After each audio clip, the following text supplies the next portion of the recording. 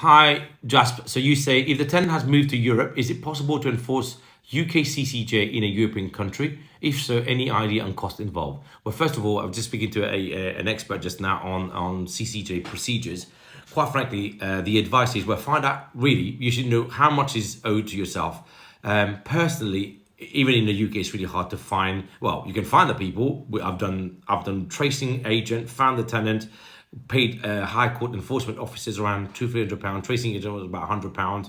Then they found the people. They went there, served the notice, or tried to serve the notice 5 times, couldn't do it, and then it stopped there. So it is quite hard to find people to serve those notices and then enforce that CCJ, try to get money out of them. But in your case, it gets even harder because you're now going over different jurisdiction. So you can, I'm told, to enforce it. What you'll have to do is to get a local lawyer in that country to then help you trace them, serve the CCJ, and then hopefully trying to recover that money. So it just sounds it's going to be a lot more convoluted, probably more pricier, and you still might end up with the same situation, which is where you can't actually get the money back from them. There is another thing that I've just been told that you can do and look into is, and that's probably more of a to deter them from doing this again to another landlord, which is something that I do all the time now because we're trying to protect the industry as well, but also others from these, they're quite the professional rent dodgers, let's call them what they are.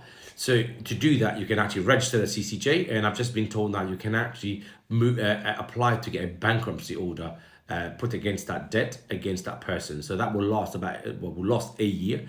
And if they apply for anything during that year, they'll find it really hard to get anything, whether it's a house, a mobile phone, or anything like that. So it's really making their life a little bit, it's a bit kind of payback, I guess. The only challenge with that is the law has also changed. I've just been told that it's no longer 6 years, it's actually only 1 year that it will stay on their case, on their credit file, and they can ask to get that discharged. It won't go away completely, but there will be almost like a stain on their credit profile. So if we were doing a credit check, which we do for all our tenants, we will see that has been discharged a year ago, and we may or may not decide to go with them. So you can go down that route. Cost-wise, you'll have to find out in that country what they charge.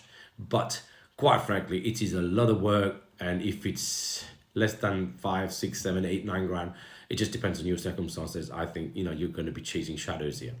Good luck.